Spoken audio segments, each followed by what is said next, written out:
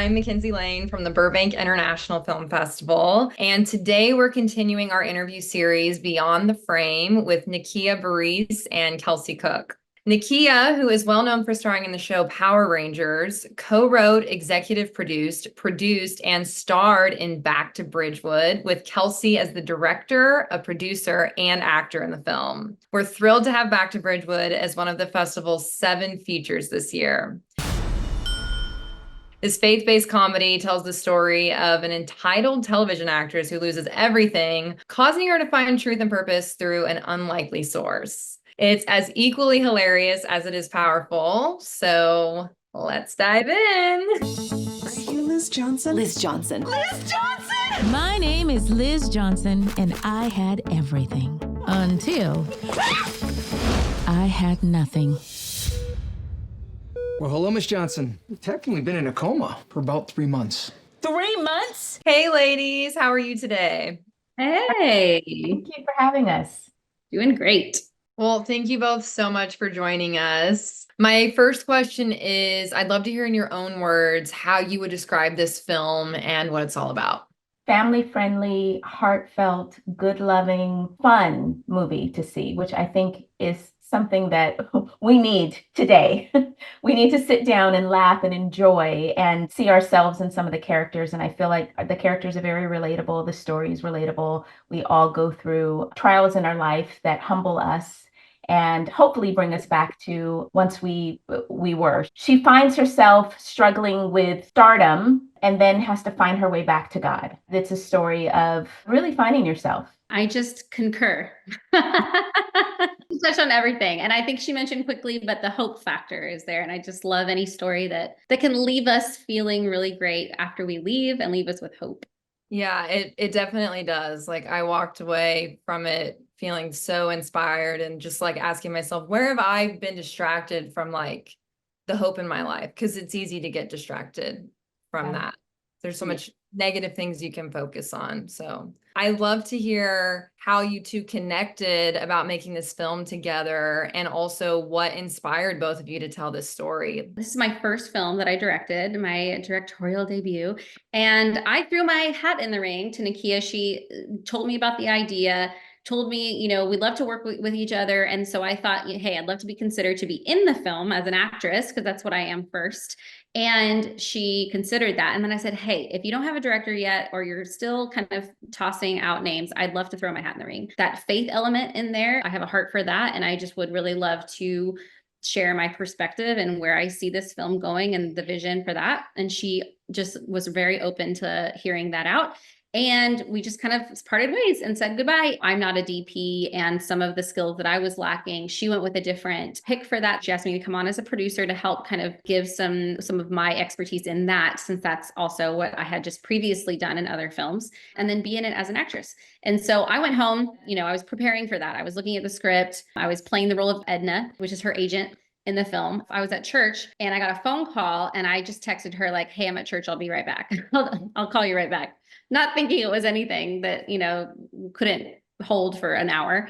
And so we're on the way home and I listened to her voicemail. Could you be here tomorrow and start reshoots and shooting the rest of my movie? That's a very long story short. I called a bunch of people, found a DP, got on a plane that day. Actually, I got on a plane the same day and flew out that night and came and started the next day. Next day. That's insane. Yep. Flew from Nashville. So my home base is Nashville. Her husband was also supposed to be in the film. He was playing the head of the agency, Bob. He was supposed to come in on Monday. The next day, Kelsey, she got in right in time because they closed down the Tennessee airport the next day. No storm. Gosh. So she came in and she handled business. And I was just so thrilled to work with her and Corey and the rest of the team. I was really excited. I'd love to know how you two met. I came to Nashville 2 years ago from LA, really right after Burbank International Film Festival 2022. We moved 2 months after that. Through mutual friends had just told me about Nakia. I had met a couple of our mutual friends here. We had an artist group that got together like about once a month. And there were certain people who weren't here in Nashville, so they would come on Zoom. And Nakia was one of those from LA that was there on Zoom as a part of the meeting. So we had this laptop and we would just sort of like move it around so she could see everything. And it got to me and Chris, we were introducing ourselves. And, we said, we still have our house in LA. We still have ties there. We're here. We're kind of back and forth. And we're kind of half LA, half New York at the time. And we moved on. And Nakia goes, "Excuse me," from the laptop. She's like, "Can you turn it back around so I can see them again?" And she just kind of spoke this word into us that was, "Hey, like, God brought you to Nashville for a reason. You need to be all in. I feel like you're kind of one foot in, one foot out." And it really spoke to our hearts. And we ended up selling our house like right after that and just being full-time filmmakers in Nashville. So she really spoke into our life that day and was really special. And we just felt like we had this special bond ever since that day. And so when we went back to sell our house, I had lunch with Nakia and I was like, we're getting to know each other. It was just a fast friendship. Now that we have the backstory, let's get into the actual filmmaking. There's a lot of locations in this film. I was really impressed. I'm like, they have a real school in this film, which is just so cool for an independent film. So I'd love to hear from the writing process, Nakia, to scouting the locations, to the actual filming. How long did the whole process take, and any highlights that you want to share or obstacles you overcame? Thomas and I actually started writing this script right after we did the Class Dismissed web series. So back in 2018, but it just wasn't, he ended up moving to San Francisco. I was out here. And so we were just having a difficult time with our writing schedule, getting it done. So we hired someone to help with assisting getting it done, finishing it up. Tim came on and helped us to get it to where it was project ready, because I was like, I'm ready. We had a couple of discussions, made a couple of tweaks to the script, and then the script was finally done. I have a friend named Becky. She came on as AD. She was very instrumental in helping me, along with Kelsey, with finding places to film. 2 weeks or so, just going to various locations, seeing what's going to work, seeing what's not going to work. When I finally decided on the locations, you have to put down a deposit. Finding the places and getting them locked in, and then getting the insurances, and then getting the crew and getting all of that. I would say it probably took about a month to get everything together. I work fast. Since you're an actress in real life, playing an actress in the film, what was that like for you, just developing Liz's character and like living in that story? And if you're comfortable sharing like parts of your real life story that related to Liz's story and how that inspired your script and your performance. It's loosely based on events in my life. When I left Power Rangers, I was a substitute teacher for 15 years in between acting jobs. And so when I wrote Class Dismissed back in 2015, when I was teaching, I was jotting down notes of different teachers I met that were just like the exact teachers that are in my film. And some of the things that students would say and so forth. And so I was like, I really want to tell this story, but how do I make it a little bit more fun? Obviously, I didn't get to a point where in my career where I became this diva, thank God. I have been on set with actors that are like that. I did take that in developing this character.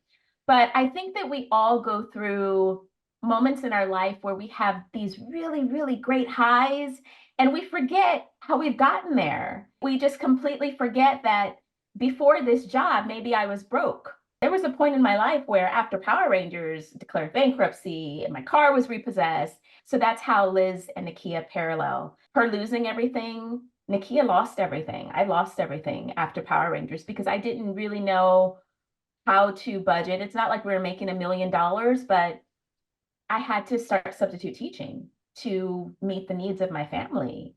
The dips and the dives and her faith walk. I've always believed in God. I've always had a relationship with God. But there's definitely moments where I've struggled with God, where are you? Why am I going through this and not seeking him as I should have? Mind blown that like you've been through all that after watching this film. It makes it like that much more meaningful that you were willing to share this story. Can we watch Class Dismissed anywhere? Is it still online?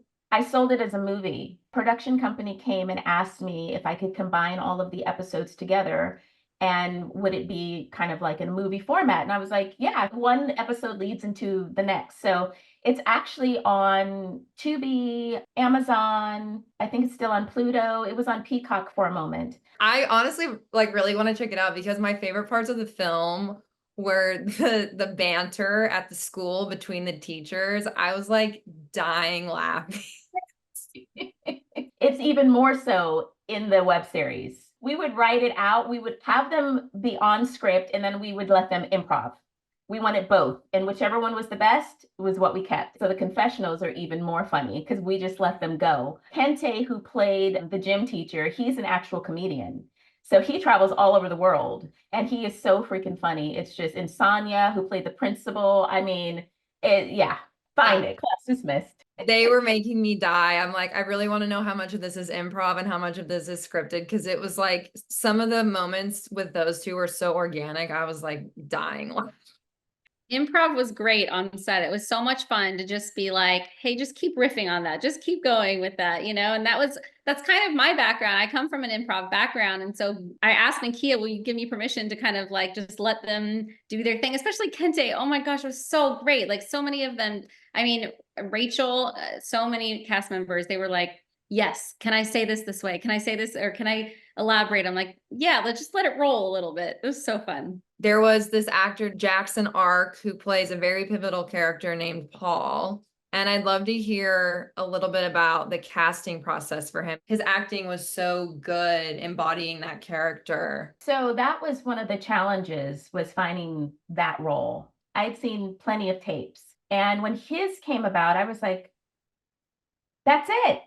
That's it. And he is just such a delight on set. I will say this young man is a prodigy. He's like an old soul. He graduated at, I think, 15 or 16. So working with him was just amazing. I'll let Kelsey elaborate. Yeah, he was wonderful. He was just so kind, such a sweetheart, and was very attentive to everything. He took directions so well. He was a complete joy to work with. And I think that he just played the character very naturally. And I think that that's a fine line, right? Because if you have this sort of, angelic character, God character, it's got to have this innocence and played with such intention in the way that you say certain things or certain lines. Like Nakia was very intentional about how she wrote what he said. And so the delivery was going to be really important. And so we played around with that a little bit, but mostly in the way that he just was, the way that he walked, the way that he talked. It was all very natural, the way that he said all these lines. So it was easy to direct. My next question's for you, Kelsey. Since you grew up in Burbank and you and your husband, Chris, had a comedy feature in the festival, I believe 2 years ago, called Reopening. It won Best Feature Film, which is amazing for a comedy film to win Best Feature. We don't hardly ever see that happen at the Oscars. I'd love to hear just like what it means to you to be back at the festival in Burbank, where you grew up, with your directorial debut. What is that like for you? Yeah, I feel like there's so many great people that I look up to are from Burbank, and Burbank is so central to Hollywood and the filmmaking community. And I was so lucky to grow up there. I went to Burbank High. I have been in the film industry since I was a kid. And so being in Burbank and getting to create films in Burbank is just so special. And just the people who are involved in the film festival, I just love anything that brings me home and is able to make me so proud of just being a Burbankian, or is what we say. A Burbankian. Well, we're so excited to have your film. Do either of you have upcoming projects that you would like to share about that we can keep an eye out for? Yes, I just finished a script that we are going to shop around with my co-writer, Leigh-Allen Baker, who was a part of Good Luck Charlie on the Disney Channel and some various featured films and things like that. She and I are excited to partner in writing a new feature comedy based around Christmas. So that's all I'll say about that. And then my husband and I, Chris, who created Reopening, we have a production company ever since we did that film. So we are now writing on a consistent basis and just churning out things too. But since we moved here, we've opened a nonprofit theater called Oddity Improv. And we have taken all of our improv skills and we've turned them into trainings, and we're training up a troupe, and we perform weekly out in Nashville. So come see us. Last year, I partnered with now a dear friend of mine named JD Sutphin, and we wrote a comic book. It's part of the Power Ranger world. It's coming out through Boom. It's coming out in October. And then we just started writing a graphic novel series that we plan on, God willing, turning into a television series. So it's a superhero story, but it's with a spin. So we're really, really excited about it. Wow, that is so cool. I can't wait to see what that turns into. That is amazing. And I wanted to ask you both what advice you would give aspiring filmmakers. If you have an idea, run with it. I tell actors the same thing. I said, if God says yes, it doesn't matter who says no. There's so many obstacles in the entertainment industry when it comes to acting, when it comes to producing, when it comes to all of that. But you have to just push them all out of the way. If you have a dream, go for it. If God says yes, it doesn't matter who says no because he will open up those doors. All you need is that one great door to open. And when that one great door opens, you just walk in there in full confidence. It doesn't mean that you're not going to have problems or issues. I just always look above and ask God for strength to overcome it. Yeah, that's amazing. I would just say, if I look back and I think if there's one thing that I would redo or do differently, I would just be more bold. And I think I have been a bold person in my career anyway, but I would have pushed myself further to stick my foot in a door instead of sort of waiting for that door to open for me. You know, I think as actors, sometimes we walk on eggshells around Hollywood, like, oh no, I don't want to make the wrong person mad, or oh, I don't want to like give them the wrong impression, or oh, and I just think, you know, if you do have that God-given purpose and you feel like this is my purpose, this is what I'm supposed to do, then sometimes God calls you to be bold and just make it happen and open that door yourself. I would have been more bold and I would have fought for myself because I do believe in my talent and I do believe that I'm meant to do this. And I see doors opening now because I've put on boldness and I've now learned that. And so now I'm sticking my foot in the door. And so I just would have done it sooner. Nakia, Kelsey, thank you so much for taking the time to speak with me and for sharing about everything that went into creating your incredible film. Excited to be here. For our viewers, Back to Bridgewood will be screening on Saturday, September 28th at 1 o'clock at the AMC 16 Burbank and will be followed by a Q&A with the cast and crew. For tickets, visit burbankfilmfest.org. We hope to see you there. Bye.